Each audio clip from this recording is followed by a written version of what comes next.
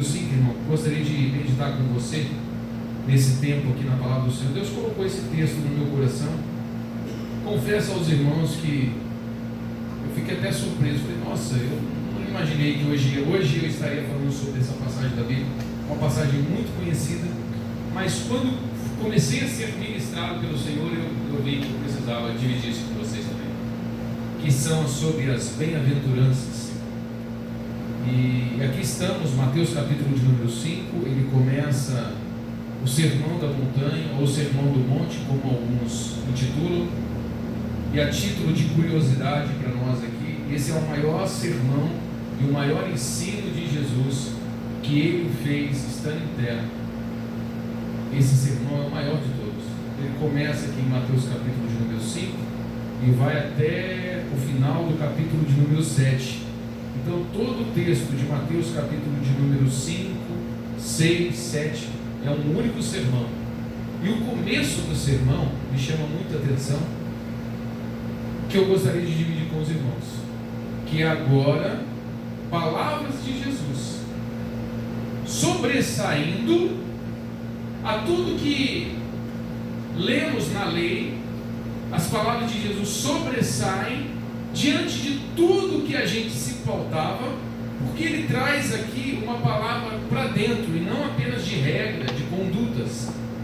E essas palavras que estão descritas aqui nas bem-aventuranças, eu faço questão de tomar posse de cada uma. Amém. Eu espero que essa noite também, essa palavra que nós vamos ler, você possa colher dentro do seu coração, como uma palavra para habitar dentro de você. Aqui nós estamos chegando em Mateus capítulo 5. Pare e pense, uma multidão. E gente, diante de uma multidão, penso eu que uma pessoa comum, um grande pregador, ele se anima, ele se vê animado, sabe? Quando a igreja está cheia, é bonito de ver, né? Os irmãos abandonaram a gente na sexta-feira, agora só está no domingo. Agora não tem mais a sexta-feira. E aí tem quem a gente gosta de pregar para o domingo, tem bastante gente. E não é tanta gente assim. Agora você imagina uma multidão. E quando tem uma multidão, Jesus nada mais, nada menos aproveita do que trazer palavras do céu às pessoas. Ou seja, as palavras que estamos recebendo aqui essa noite são palavras vindo direto do reino de Deus aos homens nessa terra, que também agora farão parte do seu reino. Jesus está instituindo o seu reino, e junto com o seu reino ele está instituindo aqui a sua palavra. E essa palavra é que nós vamos ouvir essa noite. Mateus capítulo de número 5, ele falando e narrando a uma grande multidão, diz assim, no versículo 1: Jesus, vendo a multidão, subiu a um monte e assentou-se, e aproximaram-se dele os seus discípulos. E abrindo a boca, os ensinava, dizendo: bem-aventurado os pobres de espírito, porque deles é o reino do céu. Bem-aventurado os que choram, porque serão consolados. Bem-aventurado os mansos, porque herdarão a terra. Bem-aventurados que têm fome e sede de justiça, porque eles serão fartos. Bem-aventurados misericordiosos, porque esses alcançarão misericórdia. Bem-aventurados limpos de coração, porque verão a Deus. Bem-aventurados pacificadores, porque eles serão chamados filhos de Deus. Bem-aventurados os que sofrerem perseguição por causa da justiça, porque deles é o reino dos céus. Até aqui. Pois bem, imagino que Jesus, ao transmitir uma mensagem direto de Deus aos nossos corações, ele encontrou todo tipo de coração. Ele encontrou todo tipo de vida ali naquela multidão. Os exaltos, os que estavam chorando, os que estavam desanimados, os que estavam ali por curiosidade, os que estavam ali para ver alguma coisa, que foi convidado apenas. Pois bem, essas palavras aqui nos trazem a plena reflexão do que é as palavras de Jesus ao coração dos homens da terra. No verso de número 3, ele diz assim, olha, bem-aventurado os pobres de espírito, porque deles é o reino do céu. E quando ele fala isso, talvez não era o que a gente queria ouvir. Pobre de espírito, bem-aventurado, porque a palavra bem-aventurança é felicidade, completude, ela é totalidade. Quem é bem-aventurado, ele está pleno, ele está feliz. Como que Jesus vai falar bem-aventurado? O pobre de espírito, porque a palavra pobre de espírito dá a entender que o pobre de espírito está abatido. Abatido não dá para ser feliz. Porque abatido, o pobre, não tem como o pobre ser feliz, não tem como esse cara ser feliz. Mas Jesus estava falando, e volta a dizer, palavras espirituais para o nosso consolo e conforto. Quando o Senhor fala, bem-aventurados são os pobres de espírito, Ele está falando assim, bem-aventurado para a multidão e para nós hoje também, que estamos junto com essa multidão. Amém? Amém. Bem-aventurados que são quebrantados. Bem-aventurados que não acham força nas suas próprias forças, mas encontram forças, como o Gima falou, no Senhor. Bem-aventurado é esse, que mesmo quebrantado, é preenchido por Deus. Aleluia. Esse é o pobre de espírito. Glória a Deus. Muitas vezes não somos pobres de espírito, e muitas vezes não nos quebrantamos. Pobre de espírito, esse que ele está dizendo assim, o que o pobre de espírito, ele é dependente do seu Senhor. Ele está ali entregue na sua totalidade, geralmente associando o pobre ao humilde. E a humildade espiritual de espírito faz com que o Senhor se aproxime do quebrantado. Quer ter mais de Deus na sua vida, quer ser bem-aventurado, se quebrante, dependa e se humilhe diante do seu Senhor. Reconheça-o na sua vida, reconheça-o no seu caminho, entrega a Ele. Aí eu já poderia estar citando aqui 7, 8 textos diferentes aqui, para a gente entender que o pobre de espírito não é aquele pobre coitado que apontaremos o dedo, mas o pobre de espírito é aquele que está pleno do Senhor por dentro. E isso eu não posso fazer por você, você não pode fazer por mim. Eu preciso tratar o meu espírito, eu preciso ser pobre de espírito, e quando sou pobre de espírito, então eu consigo ser cheio do Senhor. Só esse que se entrega. Ele está dizendo para todos que estão: se vocês cederem, se vocês forem pobres de espírito, de vocês é o reino dos céus. Amém. A valentia, a coragem, a intrepidez conquistam posições nessa terra. Se você quiser as coisas dessa terra, lute, trabalhe, se mate, canse, economize, passa a perna no outro, faça o que tiver que fazer. Mas se você quiser alcançar o reino dos céus, você precisa se quebrantar diante de Deus, você precisa ser independente dele, você precisa ser humilde diante dele. Por isso que ao ministrar aqui, eu confirmo todas as coisas e a obra do Senhor na minha vida, na minha devoção a Ele, e olhando a Ele, o que Ele deseja de mim. Volto a dizer, irmão, e talvez serei insistente nas minhas palavras hoje, dizendo: essas são palavras de Jesus para o nosso procedimento e comportamento nos dias em que estivermos nessa terra. Essas palavras foram ditas há 2000 anos atrás, e tão somente ela é necessária toda semana da nossa vida. Ela é necessária todos os dias da nossa vida. Ela é necessária e precisava estar em evidência todos os dias da nossa vida, para não esquecermos de quebrantarmos, de nos humilharmos, de dependermos totalmente do Senhor, empobrecer o nosso espírito, para que Ele faça a obra dele por completa, para que nós alcancemos então o seu reino. Louvado seja o Senhor. E ele continua, vou passando por conta do tempo, mas eu gostaria que você tomasse posse dessas palavras, entendesse isso aqui como um padrão para as nossas vidas e para os nossos dias. No 4 ele fala assim: bem-aventurados que choram. Também não dá certo o discurso. Pobre, bem-aventurado. Que chora, feliz também, bem-aventurado. Não está dizendo, se eu estou chorando, eu estou triste. Bem-aventurados que choram, porque eles serão consolados. A dor, a angústia, a inflamação, irmão, ela tem um outro lado também. E esse outro lado também, o nosso Senhor está dizendo que Ele conhece os dois lados, do choro e do consolo. E Ele diz: se vós chorais, eu posso vos consolar. E aí agora nós temos a quem chorar. E agora nós temos também a quem buscar, ligado ao que falamos anteriormente. Mas não está falando apenas aqui do choro, das lágrimas. Não é da expressão de quem chora. Não é daquele olho inchado. Eu, quando choro, toco o nariz, sabe aquele, você fica com dor de cabeça, cada um fica assim. Não é aquele tadinho daquele lá que está chorando por causa daquele momento. Mas quando ele diz assim, olha, os que choram serão consolados.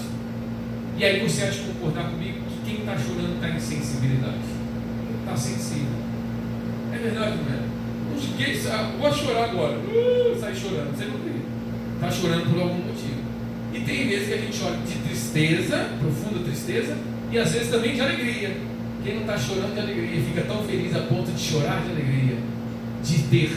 Então, o que está acontecendo dentro de nós produz tamanha sensibilidade para que nós possamos entregar essa sensibilidade a ponto mesmo de se tornar até mesmo um choro diante do nosso Senhor, não diante das aflições. Eu não choro porque a aflição está me derrotando, eu choro na presença do meu Senhor, porque Ele há de trazer todo o consolo. O choro é essa exposição do que está acontecendo dentro. E o nosso choro, o nosso pranto, a nossa sensibilidade, ela também o é de gratidão ao Senhor por tudo que Ele faz. Então eu gostaria de deixar aqui também para nós hoje, que o nosso choro seja entregue diante do Senhor. Porque perdemos a sensibilidade, perdemos aquilo que mais nos comove, e nós temos motivo suficiente para chorarmos diante do Senhor. Não para apontar o dedo e falar, ô chorão, não, mas é de gratidão a tudo que o Senhor fez. Sei lá, talvez você ganhasse muito dinheiro hoje, você choraria de felicidade. E eu quero te dizer, você ganhou muito mais do que muito dinheiro. Glória a Deus. Muito mais. Eu creio. Você ganhou, a sua família ganhou, nós ganhamos. Porque o nosso dinheiro poderia mudar a nossa vida, mas o que nós ganhamos mudará o nosso futuro eternamente. Não mudou o bairro que eu moro, não vai mudar o carro que eu vou comprar. O meu choro de gratidão ao Senhor é pela obra completa que Ele fez na minha vida, e somente Ele poderia fazer. Então eu tenho o suficiente consolo, porque só haverá alegria diante do meu choro de gratidão ao Senhor. Se alegre, se sensibilize. Veja que eu estou falando aqui desde que eu comecei: quebrantamento, dependência, humildade, sensibilidade. Isso aqui molda o nosso caráter cristão. Não adianta eu falar para você, somos da igreja ABC, eu poderia ficar no discurso, vou na polícia, vou no bombeiro, vou no presídio, vou não sei aonde. Estou falando o que aconteceu aqui dentro. Que o Senhor, a obra que o Senhor faz, irmãos, é aqui dentro. É aqui, ó, nos meus ouvidos, no meu coração, nas entrelinhas do meu pensamento. É isso que Ele está dizendo. E quantas pessoas que não querem hoje um evangelho de vitória e não de choro, um evangelho de euforia, oh que bonito, e não mais de gratidão, de prantos. O Senhor ama os nossos prantos, e os nossos prantos reconhecem a obra do Senhor na nossa vida. Sejamos sensíveis à obra do Senhor.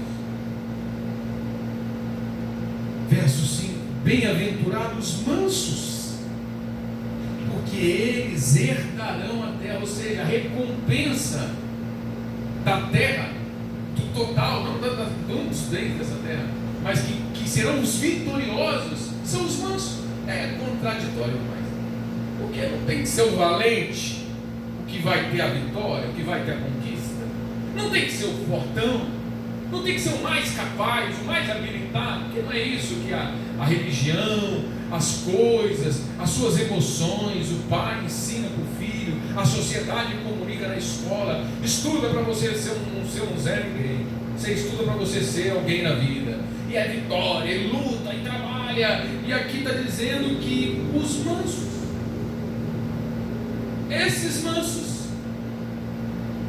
serão vencedores em Cristo, herdarão, possuirão.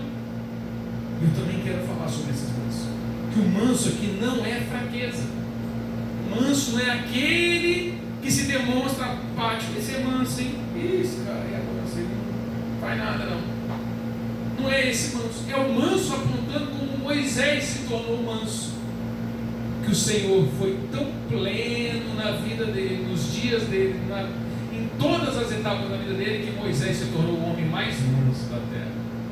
É estranho dizer, sabe por quê? Porque quando Moisés, antes de Moisés, nos 40 anos de Moisés, ele ficou furioso e matou, ofereceu-se na ira e se entregou, foi espontâneo e explosivo. No final dos dias de Moisés, Moisés era manso.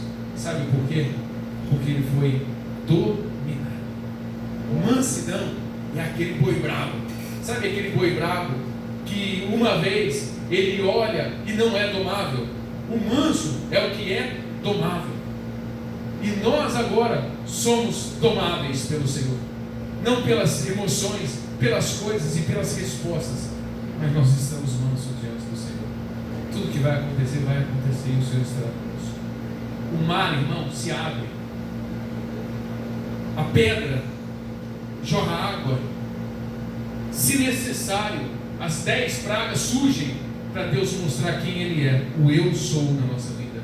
E só quem é manso reconhece tudo isso na sua vida, que tem um Deus acima de todas as coisas, e a mansidão passa por uma paz interior. Nós possuímos agora algo que é pleno dentro do nosso ser, não pelas nossas capacidades, mas pelo que o Senhor é. Descansa no Senhor, seja manso. Glória a Deus.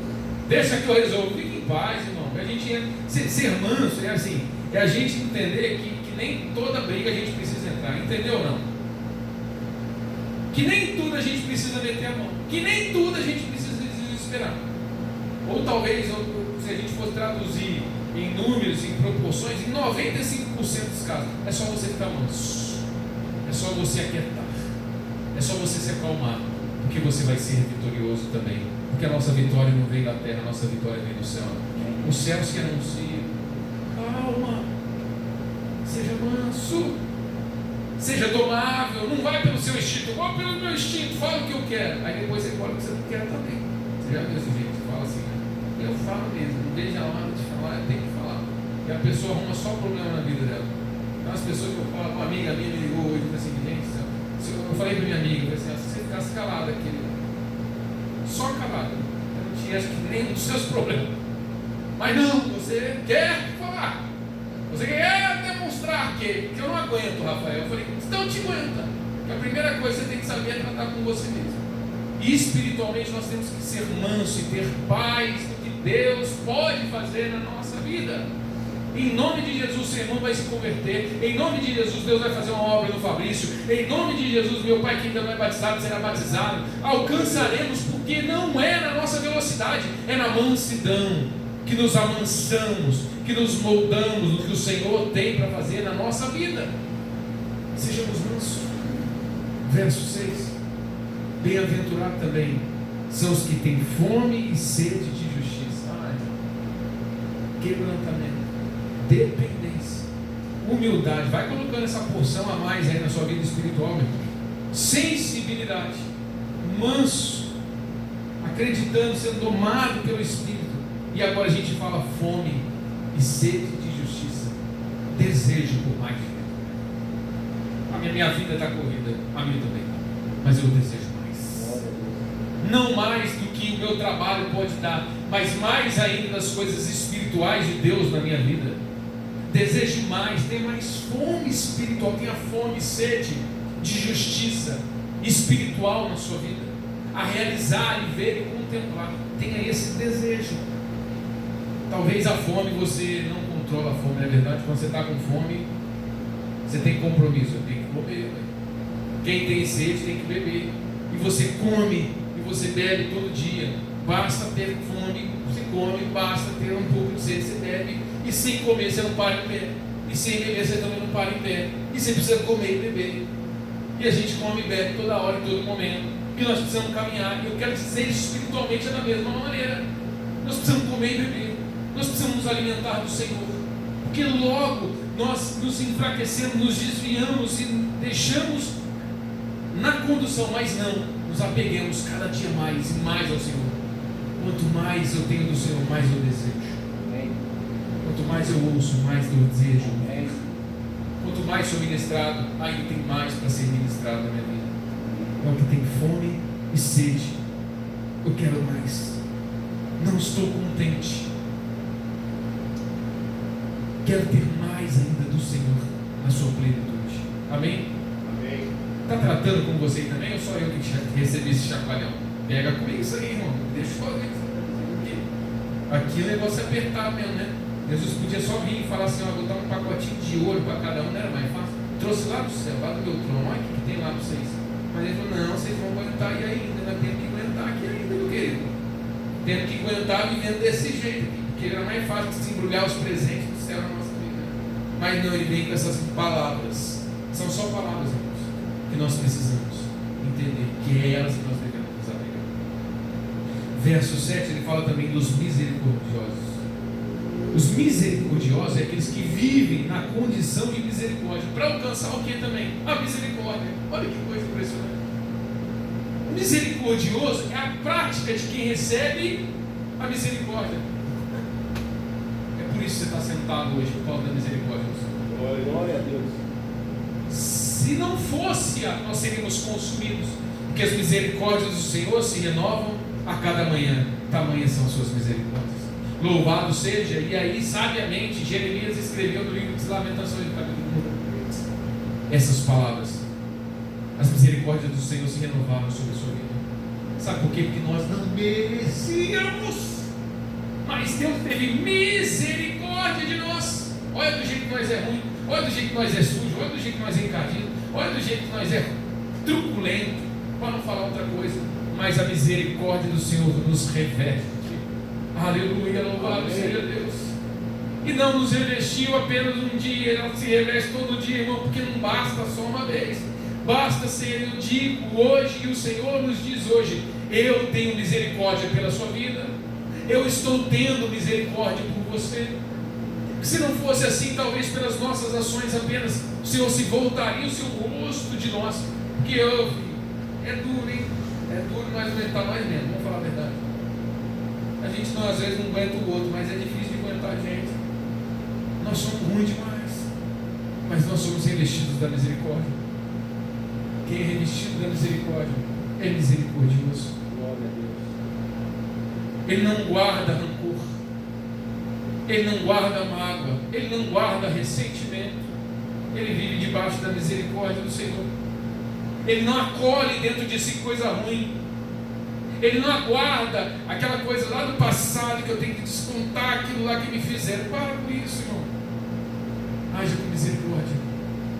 Haja como o Senhor agiu na sua vida. Haja, não como, porque, desculpa que eu falei errado agora. Agir como o Senhor agiu na sua vida é impossível. Mas faça uma fração daquilo que o Senhor fez na sua vida. Viva pela misericórdia do Senhor. Esquece. A misericórdia é o esquecimento. A misericórdia é passar uma borracha. Todo dia Ele está te dando condição hoje.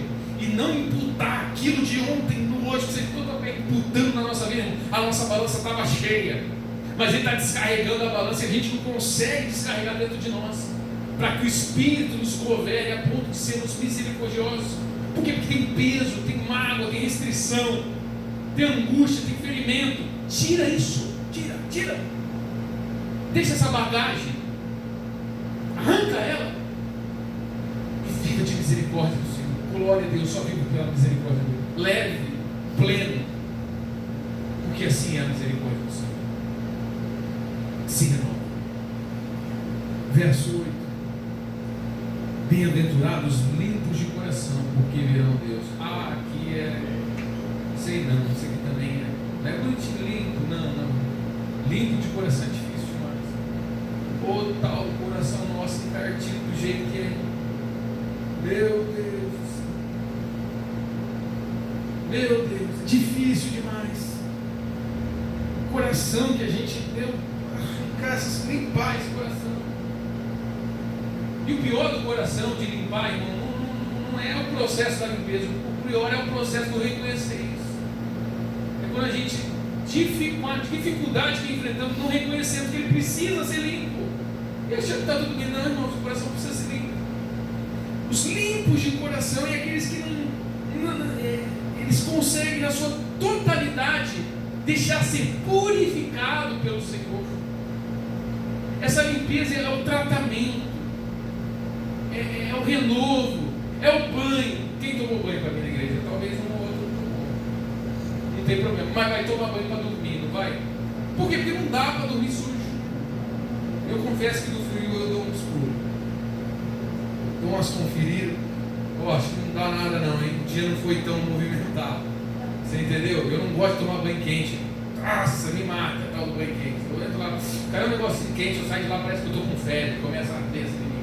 E aí no frio não dá também, porque eu não sou super-herói para tomar banho gelado, né? Eu falo, não estou suave, não estou com febre assim. Eu não sei, a pele fala por si. Mas assim, a gente tem que ter a ciência, a necessidade da limpeza. Não dá para conviver com a sujeira. E você está entendendo que essa sujeira do nosso coração, ela precisa ser diária. Ela precisa ser purificada. A gente precisa buscar a santidade. A gente precisa buscar nas Escrituras. A gente precisa buscar no nosso caminho. A gente precisa ser limpo constantemente. Essa pureza, dessa coisa suja que a gente carrega dentro. Do fora a gente cuida. E nós estamos falando do dentro agora. Amém? Deus está apontando para a multidão e fala: limpa seu coração. E o Senhor está falando para nós: limpa seu coração. Hoje, amém. No verso 9 ele fala assim: bem-aventurados pacificadores. Já estou terminando, até por conta do nosso horário. Os pacificadores. Se tem uma palavra, irmão, que eu amo, é pacificador. Pacificador é agente de paz. É que ele não gosta de contenda, ele não gosta de discórdia, ele não gosta de ambientes, irmão, de oposição, mas ambiente de união. Não somos diferentes em Cristo, muitos, por sinal, uns menores, outros maiores, e essa nem é a diferença. Uns pior encardidos, uns mais sujos e uns menos sujos. Todo mundo é sujo na mesma condição, mas o pacificador, ele convive em paz. Gente, eu vou falar algo para vocês. Sabe o que é ser pacificador? É uma prática que a gente tem que fazer todo dia. Vou falar uma coisa aqui que a gente não aguentaria. Dentro da nossa casa, não ter paz. Alguém com briga com outra pessoa. Gente, a pior coisa que tem num teto, num ambiente, você ter alguém contra alguém. Não tem, né? Porque você vai ter que dar de frente, você vai ter que ver. Por isso que a paz, ser pacificador, é um agente de promover paz. Pacificador é não permitir que as discórdias, as intrigas, irmão, floresçam dentro de si, porque muitas vezes nós não temos paz com o outro, com a situação, com o ocorrido, e aquilo floresce. E uma vez que floresce, irmão, você há de concordar. Tem um matinho lá na calçada de casa, que ele é pequenininho, ele é inofensivo, ele cresce, eu não sei nem o nome daquela praga, aquilo é uma praga, ele dá uns espinhos desse tamanho assim, você não consegue arrancar com a mão. Você precisa ir lá, dar uma manobra para arrancar aquilo lá com a mão, é desse tamanho. Mas o espinho dele é tão agudo, ele não tem raiz profunda, mas eu não consigo remover porque ele esperta. Pacificador não deixa isso criar. Por isso tem que ser todo dia. Arranca esse mal pela raiz. Deixa a paz reinar no seu pensamento. Pensamento que às vezes não tem paz. Adorador que não tem paz, não tem jeito. Nós temos que estar limpo, entregues com tudo que eu falei aí. Poderia repetir aqui para a gente ficar remoendo, para a gente praticar tudo isso. Mas seja hoje um agente pacificador. Não aceite conversas tortas. Não sei, eu não escuto mais muito essa palavra. Antigamente, fofoqueiro, sabe, que fica falando dos outros. Não temos nada dos outros, irmãos. O pacificador tem a ver consigo. Ele é agente de mover a paz. Quanto mais eu preocupado com a vida de alguém, ou do ocorrido de alguém, não, jamais. Mas esse age em prol da paz. Estou terminando, verso 10, diz assim: bem-aventurados que sofrem perseguição por causa da justiça, porque deles também é o reino do céu. Eu olho esse verso 10, eu entendo que a gente tem que ter lado. Sofrer perseguição por causa de Cristo é assumir um lado. É não tentar conviver, deixar a vida me levar. Nós temos um lado, irmão, nós temos que defender o lado que nós estamos. Por causa de Cristo, e se necessário sofrer por causa desse lado. Porque a amizade de Deus é inimiga das coisas do mundo. Não temos como fugir das Escrituras. Eu não posso falar para você: vem na igreja, vai no mundo, vai no baile, faz o que você quiser da sua vida, bebe, come, fume, dorme, se embriague, vem na igreja. Também não dá para conviver assim. Nós temos que escolher lado. Nós temos que ter posição. Nós temos que virar, ou a gente vira as costas para Deus, ou a gente vira a face para Deus. E quem vive assim está disposto a sofrer as consequências da sua vida. E eu acho extremamente necessário a gente tomar esse papel, a ponto de sofrermos por causa de Cristo. É assumirmos que nós estamos dispostos a qualquer causa. Talvez não, você sofreria por alguém da sua família, e somente por esse alguém da sua família. Da família do outro você não sofreria, não. É verdade, irmão, isso aqui. Mas por alguém da sua família você está disposto até o máximo. É isso que está falando, nós temos que ter disposto até o máximo, por causa do reino de Deus, por causa da justiça dele na nossa vida. Theo, eu vou buscar o Theo na escola. O Theo, não sei o que ele faz, irmão. Pensa, o menino vai limpinho para a escola, ele sai da escola sujo. Eu não estou nem aí com o uniforme dos meninos sujos, né? Eu nem olho, passa todo mundo sujo, os meninos. Mas quando eu olho o meu sujo, eu falo: mas onde você foi, meu Deus? E ele esfrega a cara assim, ele parece que limpa a carteira da escola com o uniforme dele. O meu eu vejo sujo, me incomoda. Mas tem que sujar tanto assim, ele não está nem aí, né? Criança também. A sujeira do outro, o incômodo do outro, não afeta a gente. O sofrimento, eu não sofro por causa da sujeira do outro, mas do meu filho. A dor do meu filho me incomoda. Saber que ele não está bem me deixa mal também. Entende o que eu estou querendo dizer, não? E quando nós falamos assim, que sofrer perseguição por causa de Cristo, irmão, olha o que eu vou dizer agora e nós estamos ensinando. É se colocar no mesmo propósito de Jesus nessa terra, que sofreu e morreu por nós, e foi perseguido também. Nós não temos como se esconder disso. Nós temos a marca de Cristo, nós temos a evidência dele, nós temos o céu que ele garante para nós, o reino dele para a eternidade. Nós devemos praticar as bem-aventuranças todos os dias nessa terra.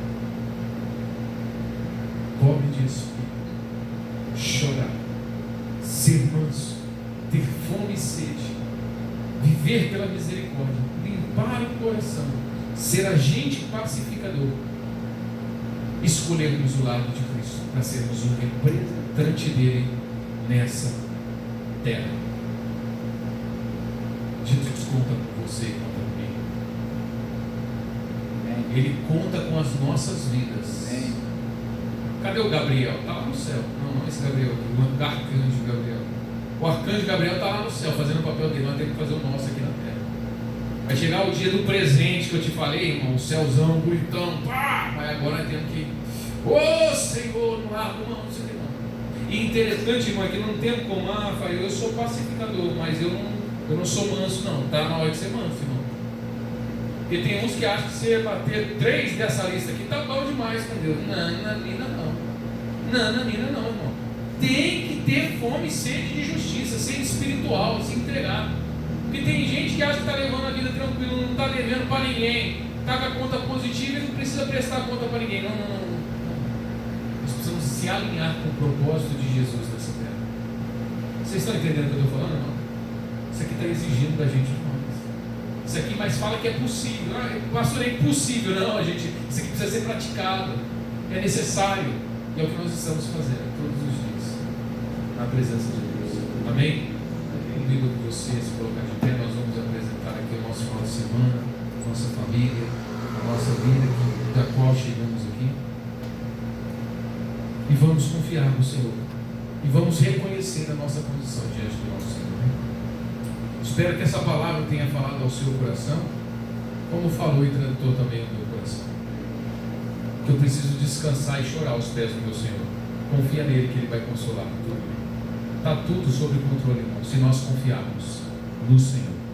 Deus, obrigado, Pai, porque a sua presença e a sua misericórdia é real. Obrigado, Deus, que sem ti nós não somos nada, reconhecemos, Senhor. Oh Deus, apresentamos, nos lançamos em louvor, nos lançamos em oração e intercessão. Mas mais do que isso, lançamos a nossa vida como culto racional ao Senhor, a nos entregar, meu Pai, a sua vontade. Aqui, Deus, vemos, meu Pai, que o Senhor faça a sua vontade em nossa vida. Nos lançamos na nossa totalidade ao Senhor, não na parte, essa parte que convém, o Senhor pode tocar a minha vida, não, Senhor. Nós nos entregamos hoje por completo. Hoje nós nos entregamos por inteiro ao Senhor. Os nossos ouvidos, o nosso coração, a nossa mente. Nos toma, Senhor. Nos alinha ao seu propósito. Que o Senhor nos conduza e que em tudo seja feita a sua vontade na vida que está aqui. Que o Senhor coloque as suas mãos. Que o Senhor abençoe, que o Senhor governe. Senhor, se há algum propósito, meu Pai, que foi apresentado aqui, ou se há de ser apresentado, o Senhor há de entender. Hoje nós nos alinhamos com os céus na nossa vida. Faça, meu Pai, e opere nas nossas vidas, em nome de Jesus. Amém?